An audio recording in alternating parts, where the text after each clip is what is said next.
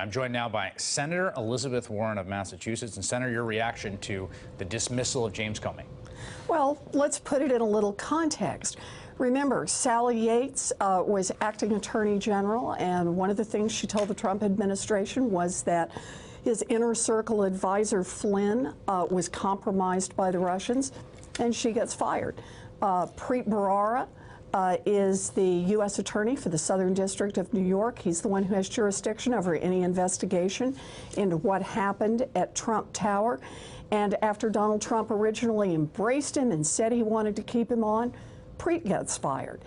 And now it turns out that James Comey, who says he has an active and ongoing investigation, will not rule out investigating Donald Trump directly and the connection with the Trump campaign and the Russians. And now James Comey gets fired.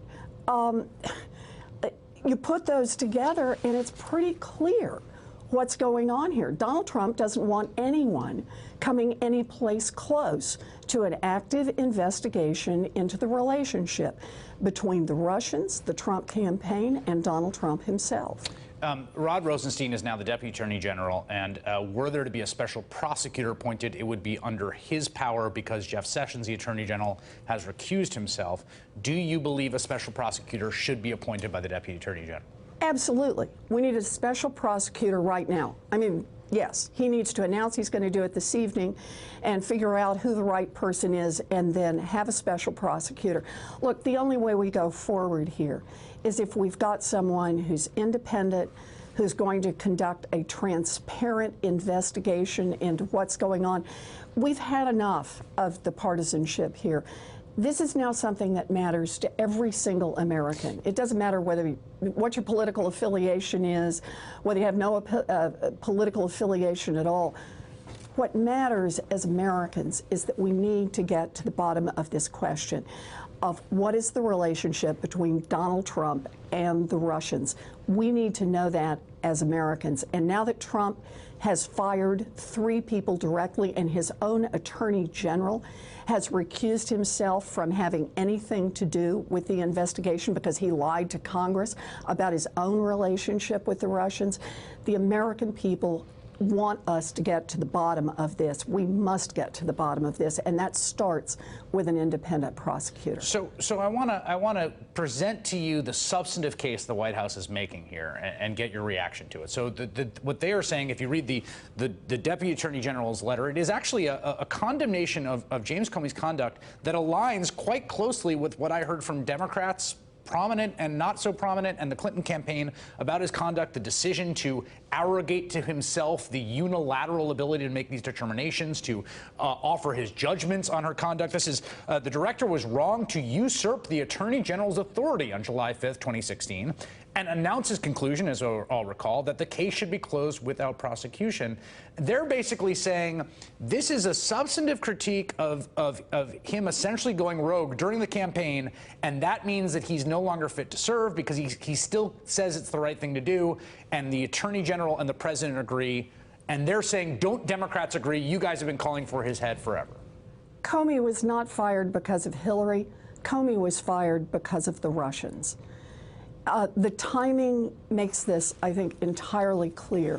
The fact that all during the campaign, Donald Trump kept citing Comey and using Comey. Once he was elected, he embraced Comey.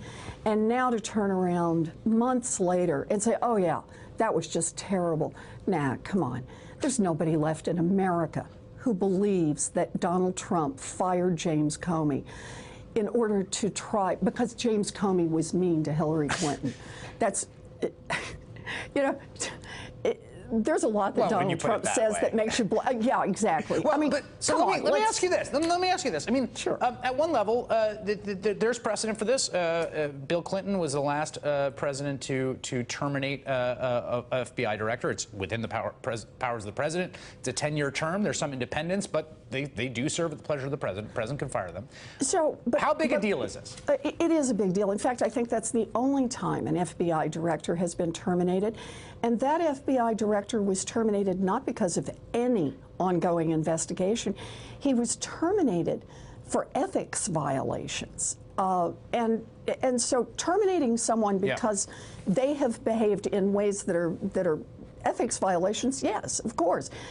But that's, you know, in a sense, though, that really is the point here, isn't it? No one is above the law. The director of the FBI is not above the law. But here's the point. The President of the United States is not above the law. And if there is a relationship between Trump, his campaign, and the Russians, then the American people need to know about that. And if it is not lawful, or was not lawful, then we also need to know about that. No one in America is above the law, and that includes Donald Trump.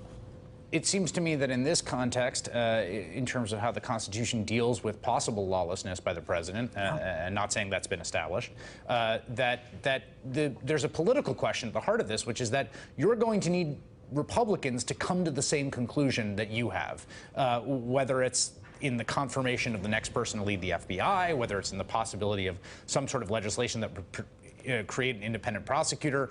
Do you think that's a possibility? You know, there are some moments that transcend politics, and I think this is one of them. This is a moment when all of us should care, whether we're Democrats or Republicans. And this is true in the House, in the Senate, and all across this country.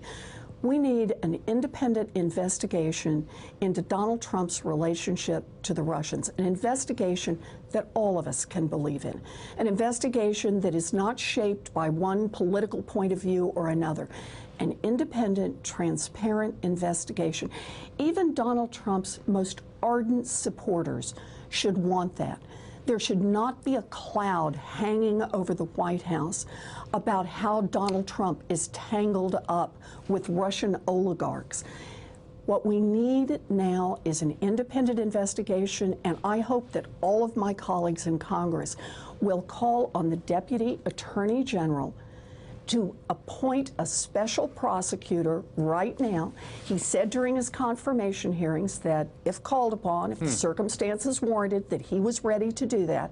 He was prepared to do it. That's what the law puts in place for him to do now that the Attorney General has been blocked out from any part of this process. So let's get it. Let's do it right now. Let's have an independent special prosecutor, someone who can pursue this all the way down and find out exactly what the relationship is between Trump and the Russians. We all want to know the answer to this. All right, Senator Elizabeth Warren, thank you for making time tonight. I appreciate it. Hey there, I'm Chris Hayes from MSNBC. Thanks for watching MSNBC on YouTube. If you want to keep up to date with the videos we're putting out, you can click subscribe just below me, or click over on this list to see lots of other great videos.